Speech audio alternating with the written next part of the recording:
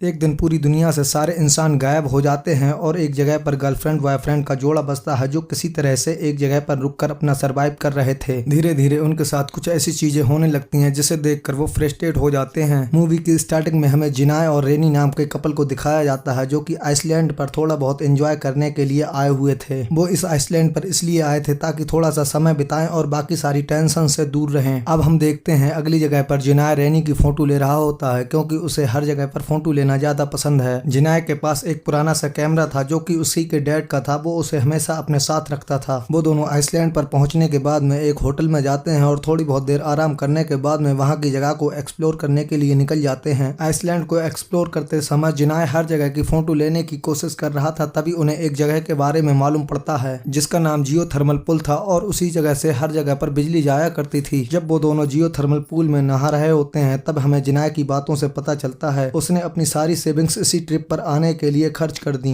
रैनी को उसकी ये बातें पसंद तो नहीं आ रही थी लेकिन उसने सब कुछ उसी के लिए किया इसलिए वो इस पर ज्यादा ध्यान नहीं देती। वो जिनाय के साथ में ज्यादा से ज्यादा समय एंजॉय करने में बिताती है। इस ट्रिप के दौरान जिनाय ने रैनी की काफी ज्यादा फोटो कैप्चर कर ली थी और वो चाहता था कि इन फोटोओं को वो पास के ही स्टूडियो में जाकर प्रिंट आउट करवाए। अगले दिन वो घूमने के लिए एक चर्च में जाते हैं जहाँ पर चर्च का फादर उन्हें चर्च की हिस्ट्री बताने लगता है। चर्च के फादर की बातें सुनकर जिनाय को लगने लगता है जब तक दुनिया में क्रिश्चियन धर्म नहीं आया था तब तक दुनिया बहुत सिंपल थी। रैनी भी जिनाय की बातों पर एग्री करती है और अगले की बातों में हमें ये पता चलता है वो दोनों ही भगवान को बहुत मानते थे और क्रिश्चियन धर्म पर उनका काफी विश्वास था। यहीं पर हमें ये भी पता चलता है रैनी के फादर एक धर्मगुरु थे और वो धर्म पर ज्ञान देते थे लेकिन किसी रीजन के चलते वो अपने मॉम डैड से बात करना पसंद नहीं करती थी। यहाँ से वो एक वाटरफॉल की तरफ घूमने के लिए जाते हैं जहाँ पर रैनी को काफी अच्छा लग रहा था। वो वहाँ पर बहुत ज्यादा एंजॉय करती है। इसके बाद में वो दोनों अपने होटल में आ जाते हैं। थोड़ा सा आराम करने के बाद में हमें ये दिखाया जाता है कि होटल के बाहर की दुनिया काफी ज्यादा चमक रही थी। जब रैनी अपने बेड से उठकर बाहर की तरफ देखती है तो उस रोशनी को देखकर काफी ज्यादा खुश हो जाती है। तभी अचानक से रैनी को नींद आ जाती है और जब वो अगली सुबह उठकर देखती है तो चीजें सब कुछ अजीब थी लेकिन वो उन पर ध्यान नहीं देती। तभी वहाँ पर बाथरूम से निकलकर जिनाय भी आ जाता है जो उसे ब्रेकफास्ट बनाने के लिए कहता है। जब वो दोनों ब्रेकफास्ट का सामान लेने के लिए अपने होटल से बाहर निकलते हैं तो उन्हें वहाँ पर रोड पर कोई भी दिखाई नहीं देता। ये देखकर उन दोनों को काफी अजीब लगता है जिसके बाद में वो ये डिसाइड करते हैं ब्रेकफास्ट ना बनाकर किसी रेस्टोरेंट में ही कुछ खा लेंगे। पूरा शहर घूमने के बाद में भी उन दोनों को कोई भी इंसान दिखाई नहीं देता। जब वो दोनों मॉल और रेस्टोरेंट में घूमने के लिए जाते हैं तो वहाँ पर भी उन्हें कोई भी स्टाफ दिखाई नहीं देता। जब जिनाय को वहाँ पर कोई भी इंसान नहीं दिखता तो वो ये सोचता है कि हॉलीडे की वजह से कोई भी नहीं आया होगा। तभी वो रेस्टोरेंट से बाहर जाकर आसपास के घरों में चेक करता है तो वहाँ पर भी कोई इंसान मौजूद नहीं होता। ये देखकर उन दोनों को ही कुछ भी समझ में नहीं आ रहा था और वो दोनों बुरी तरह से डरे हुए थे। यहाँ पर रैनी अपने पेरेंट्स को लेकर काफी दुखी थी। बेशक वो उनसे बात नहीं करती थी लेकिन वो उनसे काफी प्यार करती थी। जिसके बाद वो अपने होटल से निकलकर पूरे शहर की गलियों में चीखना शुरू कर देते हैं जिससे अगर कोई उनकी आवाज सुन रहा हो तो बाहर निकल कर देखे। लेकिन इस बात का भी कोई भी फायदा नहीं होता क्योंकि उन दोनों के अलावा इस शहर में कोई भी मौजूद नहीं था। जिसके बाद में वो दोनों एक टीवी शॉप पर जाते हैं जहाँ पर उन्हें सारे चैनल दिखाई दे रहे थे लेकिन उन टीवी में न्यूज के चैनल का कोई भी नामो निशान नहीं था। ये देखकर दोनों लोग शॉक हो जाते हैं और तुरंत वहाँ से बाहर निकलकर रोड पर आ जाते हैं। ये सब देखकर उन्हें कुछ भी समझ में नहीं आ रहा था। अगर शहर में वायरस फैल गया होता तो उन्हें लोगों की डेड बॉडी दिखाई जरूर देती। अब वो दोनों अपने होटल में वापस आ जाते हैं और गूगल मैप की मदद से जिनाय आसपास के शहरों को देखने लगता है। जब उसे आसपास के शहरों में कोई भी दिखाई नहीं देता तो वो दूसरे देश के लोगों को ढूंढने लगता है लेकिन हर जगह उसे वैसी ही पिक्चर दिखाई दे रही थी जहाँ पर कोई भी इंसान मौजूद नहीं था। ये सब देखकर रैनी और भी ज्यादा पैनिक हो जाती है। वो किसी भी तरह अपने पेरेंट्स से बात करना चाहती थी लेकिन उसके पेरेंट्स का कोई भी कॉल नहीं लग रहा था। अब ये देखकर जिनाय और रैनी को ये लगने लगता है ये कोई बहुत बड़े क्रिएचर का काम है। अब दोनों होटल से बाहर निकलकर एक गाड़ी को देखते हैं जो कि चलने की हालत में थी। वो उस गाड़ी को लेकर चर्च के फादर के पास पहुंच जाते हैं लेकिन चर्च में पहुंचने के बाद में उन्हें फादर दिखाई नहीं देते। अब उन दोनों को ये लगने लगता है शायद भगवान ने किसी मकसद की वजह से उन दोनों को पृथ्वी पर जिंदा छोड़ा है ताकि वो किसी तरह से पृथ्वी पर पॉपुलेशन को बढ़ा सकें। अब वो दोनों उसी गाड़ी को लेकर पास के ही दूसरे शहर में जाते हैं लेकिन वहां पर भी उन्हें कोई भी दिखाई नहीं देता। जिसके बाद दोनों का मूड खराब हो जाता है और वो अपने मूड को ठीक करने के लिए शॉपिंग करने के लिए निकल जाते हैं जहां पर जिनाय शॉपिंग ट्रॉली की मदद से स्केटिंग कर रहा होता है। तभी उसकी ट्रॉली फिसल जाती है जिससे उसके चोट लग जाती है। अब रैनी को भी काफी दुख होता है। अब रैनी का मूड ठीक करने के लिए जिनाय उसे कैंडल लाइट डिनर का ऑफर करता है जिसके लिए रैनी भी मान जाती है। अब वो दोनों काफी ज्यादा तैयार होकर एक जगह पर कैंडल लाइट डिनर करने के लिए पहुंच जाते हैं। उन दोनों की बातें सुनकर हमें ये लगता है जब सुबह के टाइम जिनाय के चोट लगी थी तो उस बात को रैनी अभी भी नहीं भूल पाई। अगर जिनाय को कुछ हो जाता है तो रैनी वहाँ पर अकेली हो जाएगी, लेकिन जिनाय उसे समझाता है और कहता है ऐसा कुछ नहीं होगा। वो उससे कहता है कि अभी तुम टेंशन ना लो, सिर्फ डिनर पर ही फोकस करो। ये सब सुनकर रैनी का मूड काफी खराब हो जाता है और वो उसे छोड़कर अपने रूम में चली जाती है। अभी के समय पर रैनी को ये समझ में नहीं आ रहा था कि उसे क्या करना चाहिए। वो दिन भर अपने कमरे में ही पड़ी रहती थी, लेकिन जिनाय रैनी का मूड ठीक करने के लिए लगातार कोशिश करता रहता है। रैनी का मूड ठीक करने के लिए जिनाय उसे शहर से दूर कैंपिंग करने के लिए जाता है, जहाँ पर उन्हें एक घर मिल जाता है और वो उसमें रहने लगते हैं। जब वो दोनों घर में बातें कर रहे होते हैं तो उन्हें यह एहसास होता है कि उनके घर के बाहर कोई है। जैसे ही वो दोनों घर से बाहर जाकर देखते हैं तो वहाँ पर एक नील नाम का बूढ़ा आदमी खड़ा हुआ था। दरअसल ये घर उसी का था और वो किसी काम से घर से बाहर गया हुआ था ताकि वो हंटिंग करके अपने लिए खाने के लिए कुछ ला सके, लेकिन वो बूढ़ा होने के कारण हंटिंग नहीं कर पाया और उसने काफी दिनों से खाना भी नहीं खाया था। ये जानने के बाद में रैनी और जिनाय उसे अपना खाना दे देते हैं। उसके बाद नील को काफी अच्छा लगता है क्योंकि उसने काफी दिनों बाद खाना खाया था, जिस कारण के चलते वो उन दोनों को अपने घर में रुकने के लिए जगह दे देता है। रात में वो तीनों इसी बारे में बात कर रहे थे, अचानक से पृथ्वी से सारे लोग कहाँ गायब हो गए, लेकिन उन तीनों में इसका जवाब कोई नहीं जानता। इसीलिए वो रात को सोने के लिए चले जाते हैं, लेकिन रैनी को टेंशन थी, इसीलिए उसे नींद नहीं आ रही थी और वो उठकर नील के पास में बातें करने के लिए चली जाती है, क्योंकि रात में सिर्फ वही था जो जाग रहा था। और उसकी बातों से हमें पता चलता है कि वो बहुत ज्यादा दुखी था और अपनी फैमिली को लास्ट बार भी बाय नहीं बोल पाया। नील ज्यादा पैसे कमाने के कारण शहर में चला गया और जब वो वापस आया तो उसकी बीवी घर पर नहीं थी। तब से नील काफी ज्यादा परेशान रहने लगा था और अपने परिवार को मिस करता रहता था। रैनी नील की ये सारी बातें सुनने के बाद में डिप्रेशन में चली जाती है। तभी नील उसे समझाता है कि उसे रायन का साथ नहीं छोड़ना चाहिए और उसे हमेशा उसके साथ रहना चाहिए। तभी रैना उसकी बात पर यकीन कर लेती है। जब अगले दिन जिनाय और रैनी की आंख खुलती है तो वो देखते हैं कि नील भी मर चुका है। ये देखकर रैनी काफी ज्यादा दुखी हो जाती है और जब वो दोनों बाहर देखते हैं तो नील ने अपनी परिवार की यादों में काफी चीजें बनाई हुई थी, इसीलिए उन दोनों ने नील की बॉडी को वहीं पर दफना दिया था ताकि वो अपनी परिवार के साथ में रह सके। जिसके बाद में वो दोनों शहर में वापस आ जाते हैं और रैनी की बातें सुनकर ऐसा लगता है उसे ये उम्मीद थी कि नील की तरह शायद कोई और भी शहर में सर्वाइव कर रहा होगा। अब रैनी हर घर में जाकर ये चेक करती है कि कोई आदमी जिंदा बचा हो या फिर गायब ना हुआ हो। जिनाय रैनी के इस पागलपन को देखकर शांत करने की कोशिश करता है, लेकिन वो उसकी बात नहीं मानती और उसे वहां से भगा देती है। अगले दिन तक हम देखते हैं रैनी की काफी हालत बिगड़ चुकी थी और वो उस जगह पर जाना चाहती जहाँ पर शायद कोई इंसान रहता हो। वो नील की डेथ होने के कारण डिप्रेशन में थी और उसे वो हर बात याद आ रही थी जो नील ने उससे कही थी। नील ने उससे कहा था खुश रहने के लिए परिवार ज्यादा इम्पोर्टेंट होता है, इसीलिए रैनी को अपनी फैमिली की याद आ रही थी और वो उनके पास जाना चाहती थी। अब रैनी को परेशान देखकर जिनाय उसका मूड ठीक करने में लग जाता है और रैनी को अपने साथ एक वाटरफॉल पर लेकर जाता है। जिनाया ने अब तक उसे समझा दिया था अब इस दुनिया में कोई नहीं है, सब लोग गायब हो चुके हैं, उन दोनों को ही आगे बढ़कर जिंदा रहना होगा। रैनी जिनाय के सामने इस सिचुएशन को हैंडल कर लेती है और अगले दिन हमें ये दिखाया जाता है जब जिनाय की आंख खुलती है तो उसके घर में रैनी नहीं होती। जैसे ही वो टेबल के पास में जाता है तो उसे रैनी की कुछ पिक्चर्स मिलती हैं जो जिनाय ने अपने कैमरे से कैप्चर की थी। रैनी जिनाय के सामने अपनी कुछ पिक्चर्स को छोड़कर गई थी। अब तक जिनाय भी ये समझ चुका था अभी के समय पर रैनी सुसाइड करने के लिए जा रही है।